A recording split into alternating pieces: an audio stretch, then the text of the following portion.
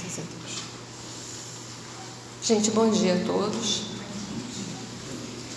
Hoje o nosso capítulo é Deixai aos mortos o cuidado de enterrar os mortos. A passagem está em Lucas, capítulo 9, 59, 60. Pequenininho, né? O capítulo, os versículos são pequenos, né? Mas a gente vai cuidar, a gente vai tratar deles e vai fazer uma reflexão.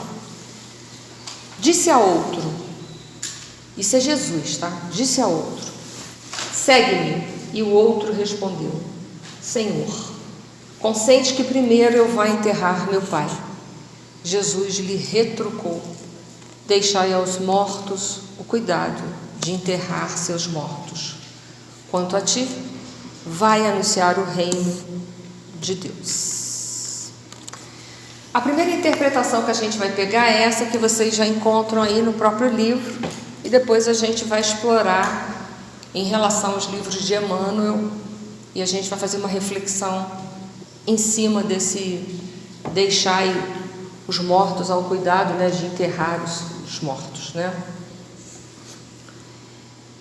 Kardec então pergunta, né, ele começa com uma reflexão, porque Kardec ele tinha essa metodologia de trabalho, tudo ele pegava o tema e ele refutava o tema para tentar chegar a um processo lógico de entendimento. E aí é claro que a gente vai ver, né, que Jesus, que ensinou o tempo todo honrar pai e mãe, amar o próximo como a si mesmo, como vai falar, né, para desdenhar um pai assim, né? Então é claro que essa mensagem ela guarda alguma coisa por detrás que a gente tem que tentar extrair o ensinamento para trazer isso para a nossa vida. Então Kardec coloca assim: as considerações precedentes mostram, em primeiro lugar, que nas circunstâncias em que foram proferidas não podiam conter censura àquele que considerava um dever de piedade filial sepultar o seu pai. Então, claro que não era um desdém que Jesus estava incentivando, um desprezo, um descaso, um descuidado para com os seus pais, que a gente já falou aqui várias vezes, que pai e mãe, não importa quem foi esse pai, quem foi essa mãe, mas a gente tem uma dívida para com eles eterna, porque a gente não tem como pagar a vida que eles nos deram. Então, assim, seja quem for, a gente deve algum nível de respeito e de cuidados, essencialmente. E aí Kardec continua, ainda no 23, item 8, tem, no entanto, um sentido profundo que só o conhecimento mais completo da vida espiritual podia tomar perceptível. Então eu vou ter que levar isso para um âmbito espiritual, tirar da letra o espírito, extrair, porque isso tem um simbolismo que está falando, que está dando uma ênfase à minha vida espiritual. E aí eu quero saber que sentido é esse para eu poder seguir esse caminho.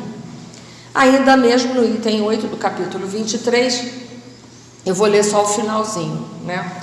Não te preocupes com o corpo, pensa antes no espírito, vai ensinar o reino de Deus, vai dizer aos homens que a pátria deles não é a terra, mas o céu, porquanto somente lá transcorre a verdadeira vida. Então, para que a gente não dê mais importância a um ritual de sepultamento do que propriamente a vida espiritual. Não adianta, como a gente já viu em muitos enterros, uma pompa, né, um monte de ritual, de orações, às vezes até de choradeira, desculpem a sinceridade, e às vezes o falecido nem era querido pela família e nem era tratado direito, com decência pela família.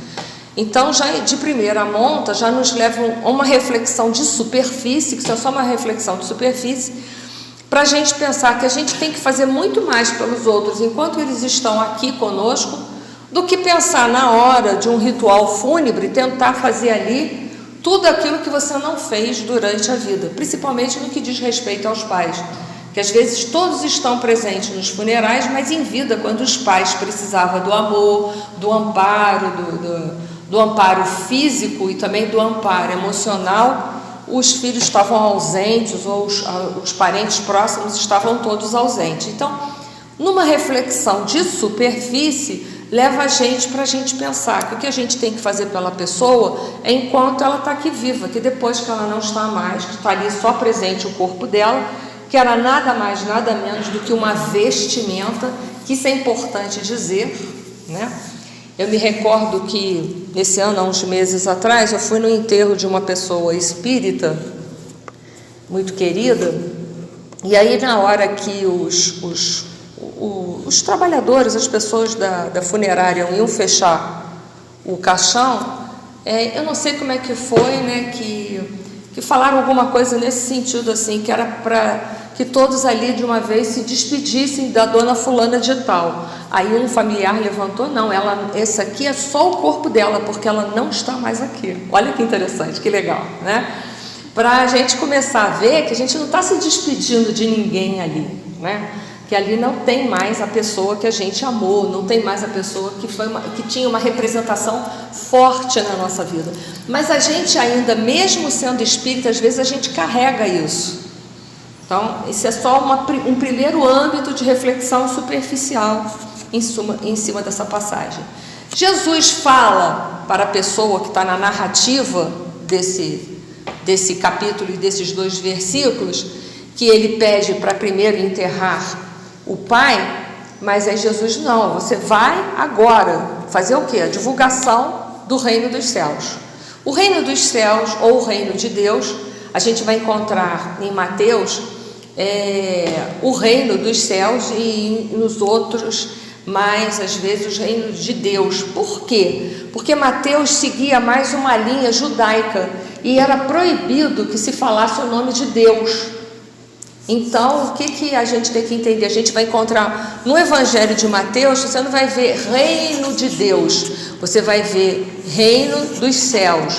Mas reino de Deus e reino dos céus é a mesma coisa. Só que Mateus, como escreve o Evangelho mais para os judeus, porque ele procura fazer um link mostrando o tempo todo que nosso Senhor Jesus Cristo era o Messias esperado, era o Messias que havia sido profetizado por alguns profetas muito antes dele nascer, ele não vai proferir reino de Deus.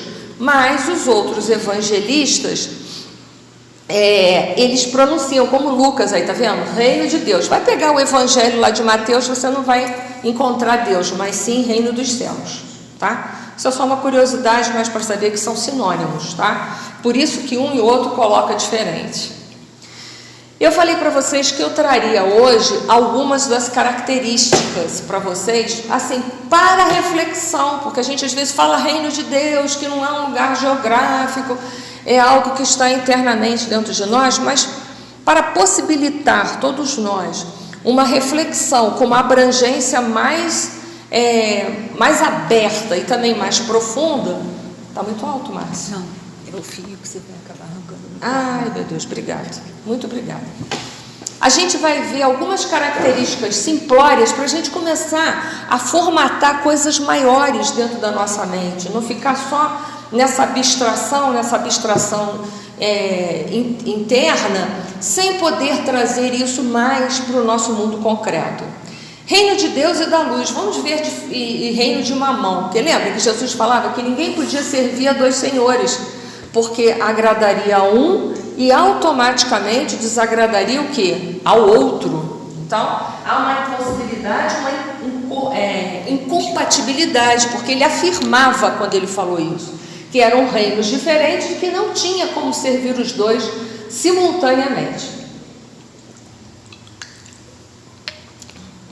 Sem sombra de dúvida, dentro de uma linguagem ainda dualista, que é importante, que a gente vive dentro de uma dimensão que é dualista, o reino de Deus é a luz e o reino de Mamão é as trevas.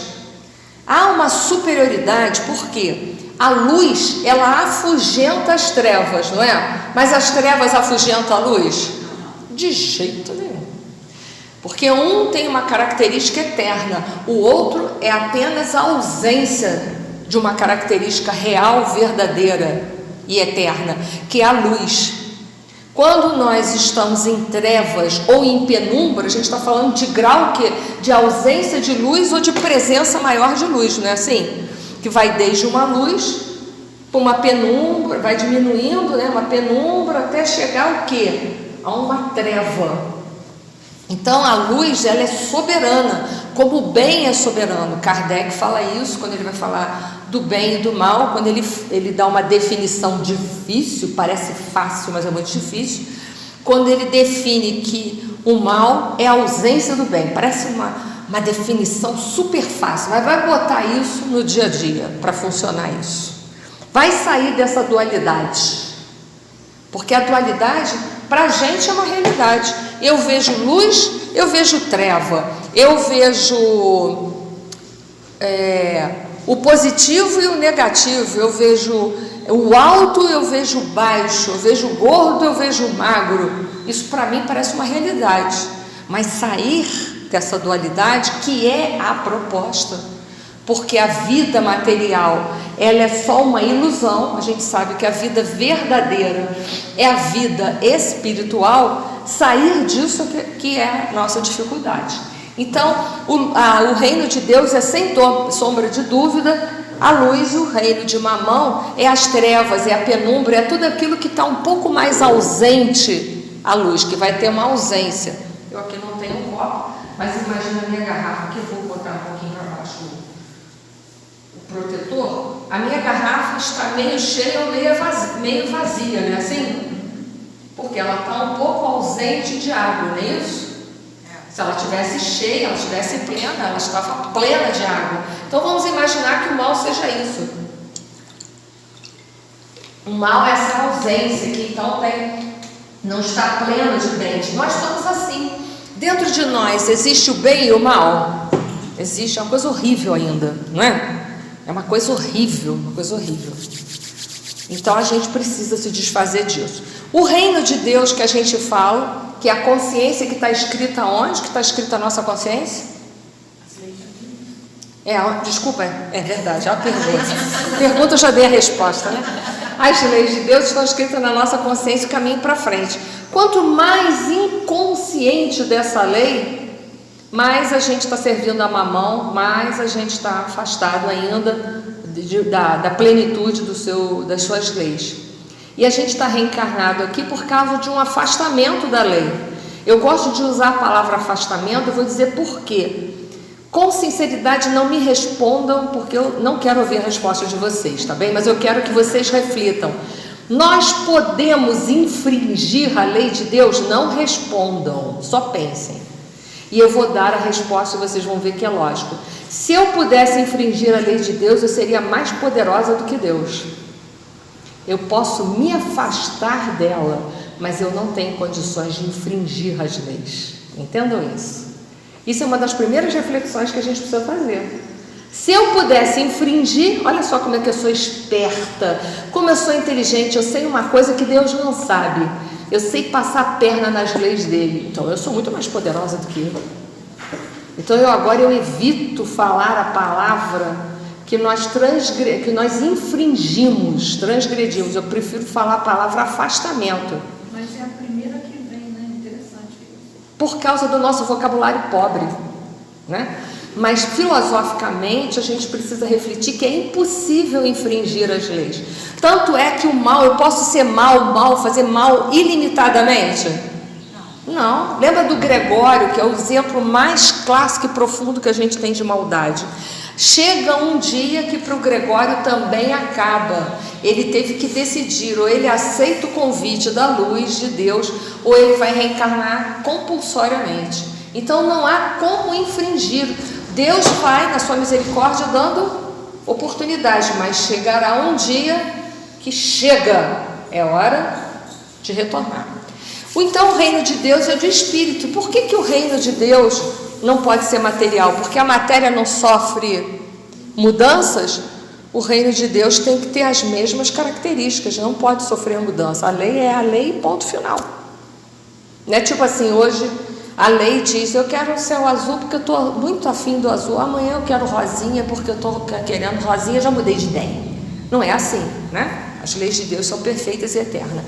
Um reino de liberdade, o nosso reino é de escravidão. Por quê?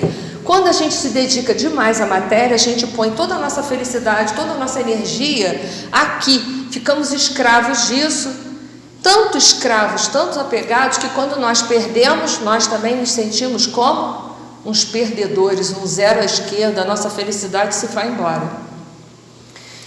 É um reino eterno, óbvio, é eterno, e por se ele ser eterno, ele está superior, ele está acima do relativo. Aqui tudo é relativo. Hoje amanheceu, nós estamos aqui de manhã, daqui a pouco é o meio-dia, é o auge do dia, mas depois o dia vai decaindo, vai entardecer, chega o anoitecer, e meia-noite é o auge da noite, das trevas, mas é também um momento que vai anunciar para a gente de que o amanhecer está próximo. Olha que interessante. É sempre uma esperança, mas é cíclico, né? Nós nascemos, fatalmente vamos morrer. Por isso que a vida não é, a antítese da vida não é a morte, jamais, porque a vida é eterna. Mas a antítese para a morte é o nascer. Tudo que nasce um dia, fatalmente morrerá. Tá vendo como é sutil? Sair da dualidade é difícil, né? Porque o que é o oposto? Né? Saber essa oposição é complicado. O reino de Deus é o bem, e o reino de Mamão é o mal, que é a ausência dele. O reino de Deus as suas leis, o princípio é a unidade. O nosso é a dualidade, que a gente ainda não conseguiu sair. No reino de Deus impera o amor. No nosso reino, a dor, porque a gente não aceita o convite do amor. A gente quer que o mundo, né, que Deus faça o que? As nossas vontades, e não nós que façamos a vontade de Deus, não é assim? Então, por isso que a gente muito sofre. Por isso que aqui tem misérias, tem guerras, né? Eu ainda ontem eu via um filme da Segunda Grande Guerra Mundial, em que passa uma situação numa localidade que é a Noruega. E lá teve um oficial que ele teve que matar muita gente para conseguir fazer com que os nazistas deixassem a Noruega e pudessem a liberdade. E esse homem sobrevive a tudo isso, está dando uma palestra. Está dando uma palestra para jovens, falando de tudo que ele viveu. Uma pessoa, uma moça jovem, levanta para ele e pergunta se ele teve que matar muita gente. E ele dá uma parada. Mas ele tem que confessar, né? E sim. E ele encerra o assunto ali. Mas ela insiste, ela levanta de novo, pede a palavra e fala para ele. Se não era possível ele ter terminado aquela guerra, aquele fascismo, né? Porque a guerra impera o fascismo, né? A gente precisa ter isso um norte hoje em dia, se a gente entende o que é fascismo, né? Fascismo é autoritarismo, cuja a tua liberdade é tirada à força, você perde todo o teu direito de expressão. Foi o que aconteceu na Segunda Grande Guerra Mundial. Então ela pergunta se não era possível todos nós, né, naquela época lá, termos se libertado do fascismo, do nazismo, que era um fascismo, né? Pela mesma forma com que Gandhi libertou a Índia. A resposta dele: Gandhi não teve que enfrentar os nazistas. E aí eu faço essa pergunta para vocês: e aí? E aí? Eu faço essa pergunta para vocês: e aí? Eu não vou responder de propósito, porque eu já cheguei à minha conclusão hoje de manhã quando eu levantei. Mas a verdade é, Gandhi não enfrentou o nazismo, ele enfrentou a arrogância, que é um sentimento anterior que vai dar origem, se não for freado, à crueldade de um fascismo. E aí eu pergunto, uma outra pergunta que eu faço para vocês poderem testar o quanto vocês são cristãos, que eu também tive que fazer essa pergunta para mim. Será que eu suportaria ser torturada da mesma forma que nosso Senhor Jesus Cristo foi torturado? E continuar a me manter íntegra dentro daquilo que eu professo? É só uma reflexão para a gente ver o quanto que a gente já está inserido na lei ou o quanto que a gente está afastado delas. De vez em quando é bom a gente ver um filme como esse, que eu esqueci o nome, era O Soldado número 24, ou não sei o que, número 24. Eu sou péssima para nomes de filme, mas tem lá na Netflix. Não estou fazendo propaganda não, mas assim, é um filme que eu olho com outro olhar, eu fico me colocando naquelas situações. Será que eu não pegaria uma arma e atiraria? Eu fazia essa pergunta. Será que se eu fosse torturada do pouco que o filme mostrou, que não poderia mostrar muito, eu ficaria com os meus ideais, que são os ideais cristãos, até o final? Ou no meio da tortura eu abdicaria nosso Senhor Jesus Cristo? Eu me fiz essa pergunta, porque essa pergunta a gente precisa se fazer, porque hoje a arena é o mundo. Hoje existem outras sutilezas de tortura na sociedade que podem nos levar a renegar o Cristo com muito mais facilidade. Então a gente precisa pensar. Então o reino de Deus é o amor e o reino de Mamão é a dor. O reino de Deus é o eu maior, que é a comunhão, que nos leva para uma comunhão definitiva com Deus. E no reino de Mamão é o eu menor, ou a consciência egóica, que Joana de Ângeles fala tanto na série psicológica dela. Ele predomina, por isso que a gente tem a predominância do orgulho e do egoísmo, na qual Allan Kardec diz que é uma das, que são as duas grandes chagas da humanidade. Enquanto houver a presença do orgulho e do egoísmo, nós teremos o panorama que nós temos hoje no mundo inteiro e que a gente pode presenciar um pouco pelas redes sociais, um pouco. Bom, quem era aquele homem que Jesus conversava? Porque não se fala de nome, não é verdade? Isso aqui é controverso, há autores que dão a chancela, há outros que tiram, mas dizem que aquele que Jesus conversava e que pediu para enterrar o pai primeiro era Filipe. Isso está nesse livro aí que eu boto a referência para que vocês saibam, né? Filipe foi um dos discípulos, dos apóstolos de nosso Senhor Jesus Cristo, e aqui nesse slide tem todas as referências que foram citadas o apóstolo Filipe, mas é bom que a gente não confunda que esse Filipe não foi o amigo de Paulo de Tarso, tá? Mas sim o Filipe, o apóstolo de nosso Senhor Jesus Cristo, e não o amigo de Paulo de Tarso que esteve com ele. Depois foi acompanhado. Isso aí, não é esse Filipe, tá? É o Filipe apóstolo, tá bom? É só para a gente não confundir. Mas isso há uma controvérsia. Há teólogos que dizem que não foi, que não tem certeza absoluta, e há outros que juram e fecham, tá bom? Quem era Filipe? Ele era um pescador e era uma pessoa muito questionadora, tanto é que ele faz: Senhor, né, deixa eu primeiro enterrar, né, meu pai, né? Principais eventos da sua vida, a gente vai ver lá que depois que em seu nome aparece entre os apóstolos que estavam reunidos em um quarto após a ressurreição de Jesus, lembra? Que depois aparece Tomé, que fala, duvida. Foi o primeiro cientista da época, eu sempre falo, né? Se eu não botar a mão, eu não acredito, porque a nossa ciência é toda assim, o que não pode ser provada pelos 5 sentidos e pela matemática não é aceita, né? Mas aí o Tomé foi o primeiro cientista, a primeira metodologia científica dele: preciso sentir. Se eu sentir com meus 5 sentidos, porque a minha visão pode me enganar, mas eu palpando eu não vou ser enganado. Então deixa eu ver aí, botou o dedo na ferida de Jesus. Não, tu está aí mesmo, né? Mas ele estava aí mesmo materializado, mas nem assim. A nossa ciência ainda nem aceita isso, para ver como é que a gente está. Depois do desencarne do mestre, ficou em Jerusalém até a dispersão dos apóstolos, que a gente sabe que eles sofreram muita perseguição, indo, segundo as tradições, pregar o evangelho na Frígia, recanto da Ásia Menor, ao sul de Bitínia. Parece que evangelizou na Idureia, nome grego para uma região montanhosa de Israel. Filipe era amigo pessoal de Bartolomeu, João, Pedro e Tiago Maior. Os 3 últimos apóstolos formavam uma espécie de estado-maior do colégio apostolar. É importante não confundir que Filipe, um dos 12 apóstolos, com Filipe, companheiro de Paulo de Tarso, um judeu cristão de origem grega, tá? Porque o Filipe que a gente está falando aqui é o Filipe apóstolo, que era judeu. Muito bem. Vamos agora seguir o raciocínio do Emmanuel, né? Porque a gente quer saber o que é deixar os mortos, o cuidado de enterrar os mortos. Emmanuel, no livro Alma e Luz, tem um capítulo lá, número 8, que ele vai tratar sobre essa passagem de nosso Senhor Jesus Cristo.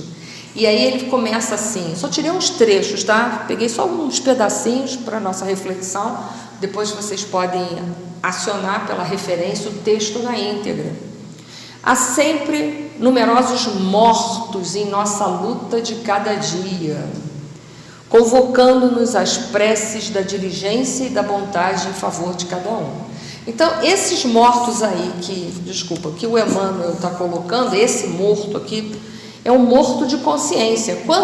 Quantas pessoas estão vivendo com a gente hoje, cuja consciência está morta, está adormecida, e que vai depender da misericórdia, da bondade da nossa prece, das nossas atenções, né?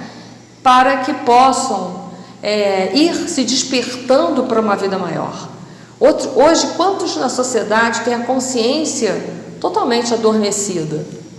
Veja bem, uma pessoa corrupta, uma pessoa que faz guerra, como é que está a consciência dela em relação ao reino de Deus? Está aberta ou está fechada? Fechada. Uma guerra não tem lados, que estejam certos, exceto quando você não consegue se defender. É bom a gente pensar sobre isso, né? Exceto quando a gente não consegue se defender. É bom a gente pensar sobre isso. E eu falo isso especificamente naquilo que hoje está acontecendo lá em Gaza, que é um genocídio, sim, e ponto final. Eles têm armas para se defender? Não, estão morrendo de quê? Fome. Em nome de quê? Eu pergunto a vocês, que está acontecendo tudo isso? Em nome, hein? De Israel, que quer o quê? Terra. Vão lá olhar o mapa. Onde fica Israel e onde fica Gaza?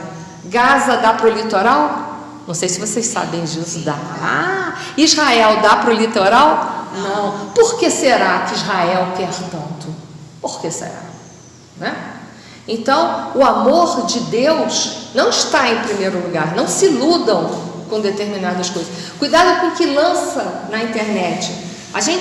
Esse negócio de polarização hoje, até política, né? De direita e esquerda, gente, isso é uma ilusão que eu vou dizer para vocês. Acordem. Cuidado com esse negócio de direita e esquerda. A gente tem que ter, discernimento. Porque políticos, tanto de direita quanto de esquerda, quando há uma necessidade, um interesse em comum, eles se unem. Cuidado com esse negócio de direita e esquerda. O nosso modelo e guia é nosso Senhor Jesus Cristo. A política é coisa humana. Eu sempre falo, né? Partido, se fosse bom, era inteiro. Parem para pensar sobre isso, né? Política pública à vontade, política partidária, cuidado. Então a gente tem que discernir as coisas que chegam até nós, porque a gente sabe que existe a manipulação midiática, que só chega até nós o que interessa a eles, porque o que não interessa não vai para as redes sociais, não vai para os telejornais. Não sei se vocês já viram aquele filme, é um documentário chamado Dilema das Redes. Se vocês não viram, vão ver esse filme. Eles só mostram para a gente o que interessa para eles nos manipular. Então, é um mito de Platão, o mito da caverna, que existe hoje. Vocês sabem o que é o mito da caverna? Se não sabem, vão saber, vão procurar, que hoje não dá tempo de contar sobre isso. Mas eles manipulam o que eles querem para mostrar para a gente ficar confuso na hora de tomar decisões, eu não digo, mas na hora de fazer reflexões, né? E aí ele continua: há sacerdotes enterrados sob o catafalso adornado da simonia, né, que são aquelas coisinhas, como é que eles vendem, né, o osso de Jesus, o pano que Jesus se cobriu, não sei o quê, né, das simonias, e administradores encerrados em urnas infernais de inconfessáveis compromissos. É a decadência moral dentro da religião. E é hoje, dentro de um panorama, principalmente brasileiro, a religião querendo interferir de novo na política. Cuidado com isso. Isso já existiu na história. Voltem para as histórias e vão ler sobre isso. Mais ainda, nosso Senhor Jesus Cristo, ele nasce na Palestina. Se os judeus não fossem escravos dos romanos, vocês sabem que o governo era teocrático, não sabe? Significa que os sacerdotes eram representantes da lei e da religião. Existia manipulação? Jesus foi crucificado por manipulação política. Quando Jesus estava lá no templo, lembra dos vendilhões do templo, que é uma passagem figurada, não pode levar isso no pé da letra, que ele derruba aquelas coisas todas, que ele dá chicotada. Ele diz: se eu quiser, eu posso destruir o templo de Israel em 3 dias. Foi por isso, exatamente por isso. que o sumo sacerdote, que já estava procurando, todos os representantes do povo judeu, ali, os anciões, estavam procurando algo para poder incriminar Jesus, e falou para o povo: cuidado com ele. Sabe por quê? Ele disse que ele vai acabar com o templo de Israel. O templo de Israel, o templo de Jerusalém, era a coisa mais importante que tinha para os judeus. Quando falou isso, atiçou o ódio da coletividade. E foi por isso que eles escolheram Barrabás e não escolheram Jesus, na hora que Pilatos queria inocentar aquele homem que sabia que ele não tinha culpa de nada, ele não era um perigo na sociedade. Mas a autoridade de julgamento era deles e não dos sumos sacerdotes, que tinham perdido o direito. Olha a importância da gente saber a contextualização. Por quê? Para que as histórias não se repitam. Leia o livro A Caminho da Luz de Emmanuel, que não é mais um livro de história, mas é mostrando lei de causa e efeito pelas decisões que nós, que somos quem escrevemos a história e fazemos ela, para mostrar as burradas que a gente já cometeu. Então, cuidado com certas coisas, né?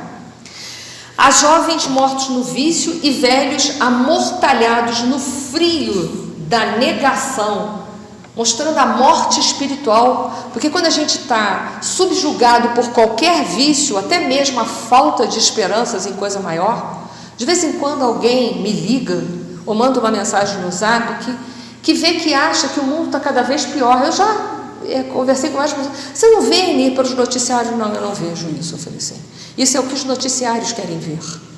Veja quantas pessoas estão fazendo bem. A própria religião nossa, quantas coisas boas faz pelo próximo. Quantas? E não é só a gente, porque estou dando exemplo daqui, porque está perto, né? Quantas pessoas em Petrópolis fazem coisas boas? Hoje tem leis de proteção aos animais que não tinha. Hoje tem lei de proteção à criança. Hoje tem lei de proteção contra aos idosos que são abandonados pelos seus filhos e familiares. Como o mundo está pior? Não, tem uma minoria que é o que rege o mundo, que manipula as consciências e quer mostrar um mundo pior, para que o pior de nós possa sair e se aliar a eles. Porque quando a violência sobe dentro de mim, eu me alio a quem? A Mamão e não a Deus. Então, cuidado. Há sábios enrijecidos no gelo da indiferença e heróis paralíticos sobre dessas asas da fantasias e ilusões, né? Sobre essas, né? Sobre a essa, como é que é a massa? Deve ser as asas. Fantasia, deve ser sobre as asas das fantasias e ilusões, né? É que eu copiei esse texto do livro, pode às vezes ter alguma coisa errada em PDF, né? Então, há sábios enrijecidos no gelo da indiferença. Como a gente pode andar pela rua, ver pessoas abandonadas, passando fome, animais doentes, abandonados, pessoas jogadas em asilos e etc e tal, e achar que tudo isso faz parte de um contexto existencial? Que contexto existencial? Faço essa pergunta. Contexto existencial de quem? Existencial de quem? Embasado em quem? Em Deus ou Mamão? Né? Então, pessoas que estão mortas para o amor. Mas se elas estão mortas para o amor, elas precisam renascer. E aí ele vai terminando, né? Impulsivos, da mesma forma, impulsivos em sepultamentos de espinhos e preguiçosos em sepulcros de miséria. Tem uma frase que eu não sei se é de Confúcio ou Lao Tse, que fala assim, que a preguiça anda tão devagar, mas tão devagar, que logo, logo ela encontra a miséria. Fica a reflexão. Fica a reflexão. Porque, na realidade, só aquele que aprende e ama, sempre, renovando-se incessantemente para a luz, consegue superar os níveis inferiores da treva, subindo vitoriosos ao encontro da vida verdadeira com a eterna libertação. No livro As Chaves do Reino, médium Wagner Gomes da Paixão, espírito Honório Onofre Abel, tudo que vem do senhor Honório Onofre Abel vale a pena ler, muito bom. Ele estudava muito evangelho, já morreu, tá? Ele era mineiro. Então, quando ele cita essa frase, a interpretação dele é a seguinte: por exemplo, toda vez que alguém em sofrimento recebe um bom conselho, preste atenção, toda vez que alguém em sofrimento, alguém que está sofrendo, recebe um bom conselho, mas responde que antes de tudo deve resolver seus conflitos, para em seguida atender ao que lhe recomendam, esse indivíduo está agindo como discípulo que pediu ao Senhor que o chamara a serviço da luz, para primeiro deixá-los ir sepultar seu pai. Aquele caso assim, quando eu resolver todos os problemas da minha vida, eu vou fazer caridade, eu vou fazer essas coisas que são melhores, eu vou ajudar o mundo, eu vou fazer alguma coisa em prol do mundo. Meu filho, para você resolver os seus conflitos, arregaça a manga e vai trabalhar, né? Porque essa é a hora, senão você vai simplesmente se ficar morto. Morto para quê? Morto para a solução dos problemas, porque se você recebe um conselho e você diz, né, um conselho para tentar melhorar a sua vida está muito ruim, vai lá, ó, vai servir uma água fluídica, vai lá, vai, sei lá, receber alguém na porta, para você se desconcentrar um pouco da tua miséria, vai procurar Deus para o teu engrandecimento. Não, Deus agora não, depois que eu resolver minhas coisas eu venho. Como assim? E esse momento não chega nunca. E aí você acaba enterrando os mortos e junto você se enterra. Junto você se enterra. Então a hora de melhorar é agora, né? Aí vou deixar para mexer com esse negócio de religião depois que os meus filhos forem crescidos. Ah, mas agora meus filhos foram para a faculdade. Peraí, não dá. Aí os filhos foram para a faculdade. Não, agora meus filhos casaram, eu tenho que dar um suporte. Bom, agora olha só, meus netos, eu tenho que dar um suporte para os netos, não sei o que. Não, mas peraí, agora eu tenho que ver meus bisnetos. E aí a vida passou e a morte te carregou. E as coisas do Senhor ficou, né? Deixa eu ver se dá tempo. Portanto, deixar os mortos, o enterrar seus mortos, é um perfeito entendimento de que ninguém deixa remendo de pano novo em vestido velho. As senhoras aí que sabem costurar, que não é o meu forte, mas se eu pegar um pano novinho e tentar remendar um vestido roto, o que vai acontecer? Fica pior. Fica pior e vai ficar o quê? Vai rasgar dos lados, para cima, para baixo. Não dá certo, né? Não dá certo. Então, é melhor que a gente se resolva, né? Se resolva a mudar, né? Essa frase quer dizer que não se pode, essa passagem de Jesus, não se pode aplicar uma verdade nova em uma mente que ainda está condicionada ao velho modo de pensar, sem antes haver transformado esse interior. É tipo assim, eu quero beber de uma nova verdade que, por exemplo, pode estar dentro dessa garrafa, tá? Mas o meu copo está cheio de água. Se eu botar mais água ali, o que vai acontecer? Transborda. O que é preciso para que o conhecimento penetre? Esvazie teu copo e receba os novos conhecimentos. Muito difícil fazer isso, viu? Muito. Então é hora de transformar o homem velho num homem novo, porque o homem velho precisa morrer para que o homem novo. Então é preciso às vezes enterrar o homem velho. Olha aí outro sentido de deixa os mortos, né? Enterrar os seus mortos. Em Sabedoria do Evangelho, de Pastorino, que são volumes muito interessantes para estudar o Evangelho. Isso não existe para comprar os livros, vocês baixam pela internet. São 8 volumes, não existe para comprar, tá?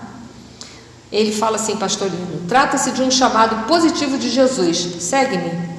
O discípulo convocado ao serviço solicita um adiamento. Deixa-me primeiro enterrar meu pai. Que significado pode ter essa frase? Aí também é bom a gente entender isso, mas o cerne não muda, tá? Podia tratar-se de um pai idoso e o discípulo, querendo obedecer ao mandamento honrai pai e mãe, pede para atender o pai, aguardando que ele passe para o outro lado da vida. Sentir-se-ia então livre para seguir o mestre.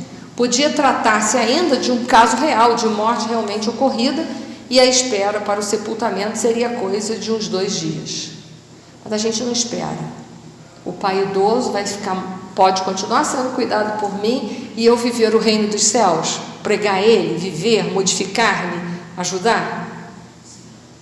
Quanta coisa a gente dá um jeitinho de enfiar na vida um pouco a mais e que às vezes nem é espiritual, né? Não tenho tempo para nada, mas alguém me convidou para ir num show que eu queria muito e eu dou um jeitinho. Vai lá na casa espírita, eu estou tão sem tempo, gente. Vocês não sabem como é que está a minha agenda de trabalho, está uma loucura. Não é assim?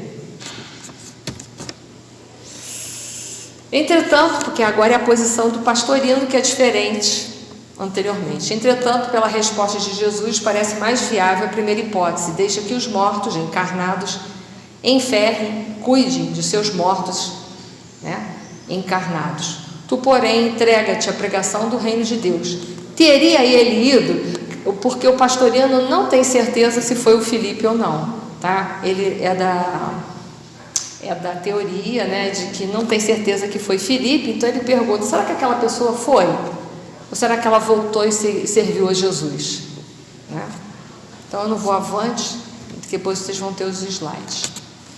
Vamos finalizar, que a gente está por pouco, Primeira coisa que a gente precisa pensar aqui nessa passagem: Jesus não está negando a importância da família, que a gente já falou aqui diversas vezes. Tanto a família é tão importante que quando a gente faz um planejamento para reencarnar, a primeira coisa que a gente resolve é quem vai ser nosso pai, nossa mãe, nossa família. Isso é tão importante que é a primeira coisa que a gente faz, é a primeira. Para depois dali, todo o restante da nossa vida ser estruturado. Então a gente está exatamente na família que precisa. Pode ser até que a gente não goste da família, que nós temos esse direito, que a gente sabe que tem as famílias por laços espirituais e consanguíneos. Muitas delas são só consanguíneas, são famílias expiatórias, mas que tem ali aquela família alguma coisa que eu posso me utilizar para o meu aperfeiçoamento interior. Porque se a gente caiu ali, não caiu de gato na navio. Ou porque merecia ou porque precisava. Ou às vezes pelos dois. Merecia e precisava. Para o nosso desenvolvimento. Então essa passagem está falando de mortos espirituais. Aqueles que vivem apenas para o mundo material, sem despertar para a vida do espírito. Muitas vezes a gente está morto para as coisas o quê? Espirituais, porque só vive para a matéria. Vamos pensar de novo nas características dos reinos de Deus e reino de Mamão? Quantas pessoas há no mundo que hoje caminham pela vida que estão mortas, completamente mortas para a vida espiritual?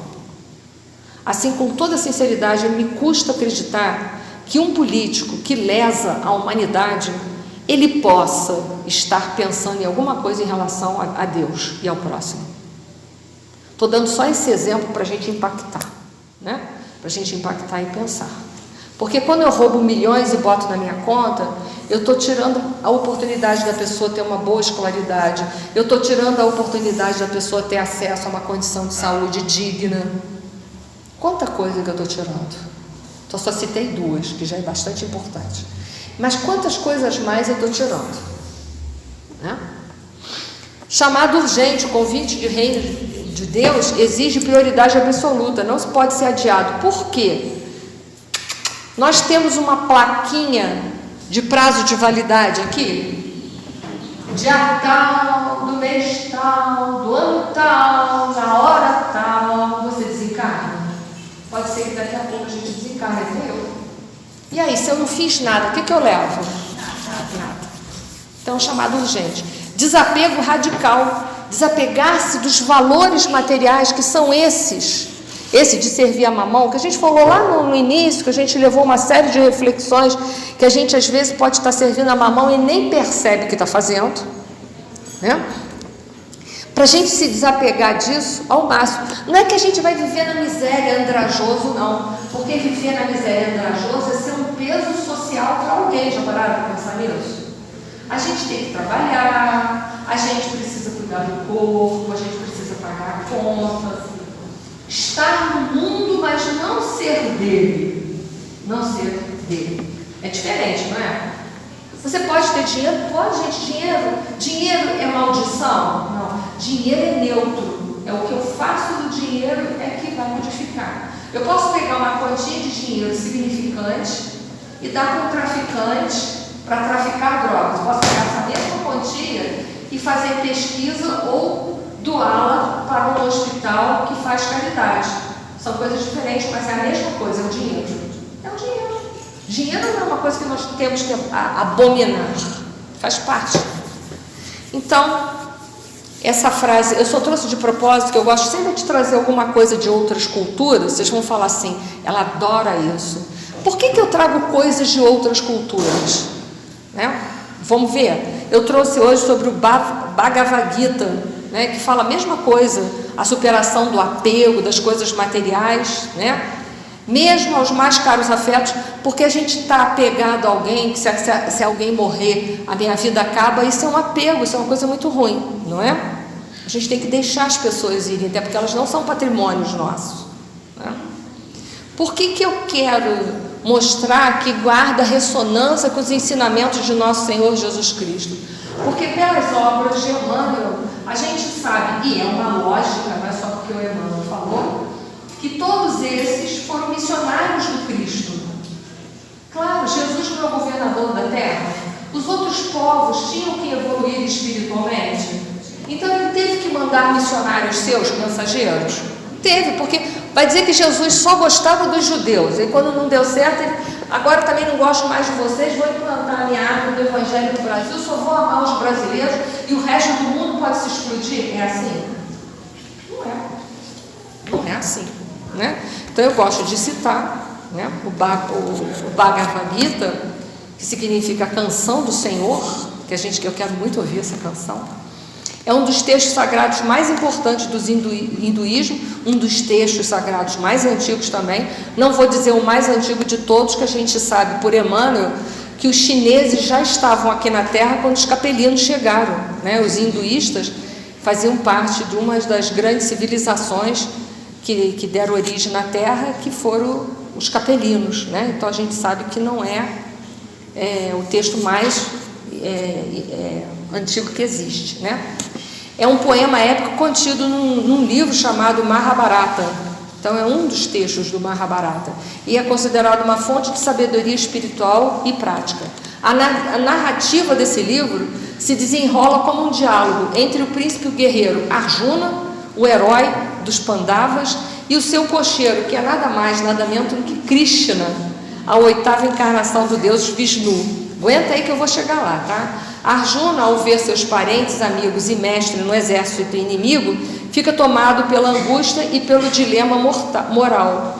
Ele se recusa a lutar, questionando o sentido de uma guerra que traria tanta destruição e dor, mesmo que fosse para restaurar a justiça.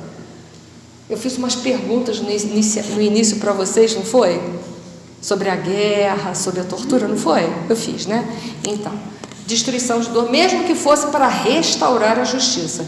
Krishna, então, usa o diálogo para instruir Arjuna sobre o dever, que é o Dharma para eles, né? A natureza da realidade da alma, que é o Atman, a divindade, que é o Brahma, que é o Deus superior, e os caminhos para a liberação espiritual, que é o Moksha, que para nós seria o reino de Deus, né? Para nós é o reino de Deus, para eles é o Moksha, para outras correntes espiritualistas é o Nirvana, não sei se vocês sabem disso, né? Na verdade, essa guerra ela não existia, tá? Ela foi uma guerra, foi um livro construído em cima de narrativas de guerra, mas representa a guerra interior que todos nós fazemos, porque dentro de nós, eu perguntei a vocês se habitava o bem e o mal, vocês me responderam que sim, né? Então, é a essa guerra que ele está se referindo. O campo de Kurukshetra representa o campo interior da consciência humana, onde se trava batalhas entre o ego, que é o eu menor, que dá origem ao orgulho e egoísmo, e o eu superior, quando a gente transcende tudo isso, entre o dever e o desejo, que às vezes a gente fala assim, eu tenho o dever de fazer isso, mas eu desejo tanto aquilo, eu tenho o dever de seguir a pátria, mas encher meu bolso de dinheiro é muito maior, não é assim que a gente tem visto? Entre a ignorância e a sabedoria. Arjuna, o guerreiro, simboliza cada um de nós diante das decisões difíceis que a gente tem que tomar, às vezes, entre a lei de Deus e aquilo que não é lei de Deus, mas sim os nossos desejos, né? Os conflitos morais e dilemas existenciais que nós temos. A gente tem conflitos? Conflitos são ambivalências, parece que duas coisas têm o mesmo peso, não é? Mas não tem. Quando a gente está em conflito, a gente sabe exatamente o que é o peso real. Mas é que fica entre o nosso desejo e o nosso dever. A gente deseja tanto, mas tem que se libertar do desejo, e às vezes o dever fica para trás e a gente fica com os desejos. Krishna, como guia divino, representa a voz da consciência, que é lá que está escrito o quê? As leis divinas, né? O princípio espiritual que nos orienta para o Dharma, o dever justo e elevado, né? Então a luta não é contra inimigos externos, mas contra o quê? A ilusão de um eu separado. Nós vivemos dentro de uma sociedade individualista. Então é o eu separado, predomina o individualismo. Como é que eu saio do eu e do tu? Quando eu penso em nós. A dialética é essa. Nós não vivemos, o espiritismo, ele vive dentro, o seu princípio filosófico é regido por Sócrates. Vocês sabem disso, fala no Evangelho segundo o Espiritismo. Sócrates, ele trabalha com dialética. Vocês sabem o que é dialética? Numa dialética eu tenho uma tese, uma antítese para chegar na síntese. Vou dar uma fácil para entendimento. Tese, sei. Antítese, ao contrário da tese. Não sei. Síntese. Só sei que nada sei. Só sei que nada sei. Viu? É fácil, mas não é.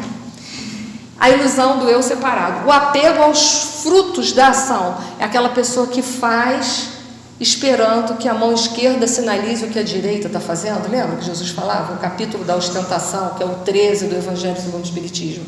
O apego. Eu fiz, mas eu estou fazendo a caridade porque eu hei de merecer, pelo menos, quando eu desencarnar e ir para nosso lar, né? Assim, para com isso, gente, para com isso. Eu já falei, qualquer lugar que eu vou, tá bom. Desde que eu tenha uma vassourinha para varrer, já vai estar bom. A paralisia diante do sofrimento. A gente, às vezes, quando sofre, fica assim, naquela vitimização. Ah, por que eu? Por que eu? Esse porque eu é de um extremo egoísmo, né? Porque eu? Desde que não fosse eu, fosse qualquer um, tá ótimo. Não é assim? Cuidado com as frases. As frases falam quem somos. Nós devíamos falar, ainda bem que sou eu. Porque se fosse aquela pessoa ali que tem menos evangelho, ia ser complicado, né? A confusão entre o que parece certo e o que é verdadeiramente justo. A gente faz essa confusão? Tem dia que é difícil, né? A linha que separa é eterna.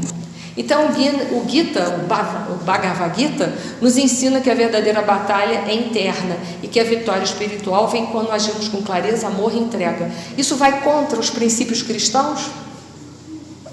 Ele foi enviado de Cristo? Vamos ver? Emmanuel, a caminho da luz. A Índia, quando ele fala das castas, ele fala Krishna, sublinhei, que nós estávamos falando sobre ele. Buda e outros grandes enviados de Jesus ao plano material para a exposição de suas verdades salvadoras foram compreendidos pelo grande povo sobre cuja fronte derramou o Senhor em todos os tempos as claridades divinas do seu amor desvelado e compassivo. Mas como se a questão fosse determinada por um doloroso atavismo psíquico, né? Aquilo que a gente ainda está preso, os nossos apegos, nossa sombra, o povo hindu, embora as suas tradições de espiritualidade, deixou crescer no coração o espírito do orgulho, que aliás, o que dera motivo ao seu exílio na terra, porque eles eram capelinos. Então o orgulho atrapalhou? O orgulho e o egoísmo atrapalham? Então vamos aos finalmente. A frase para terminarmos. Essa manhã o nosso estudo é: qual é a nossa prioridade?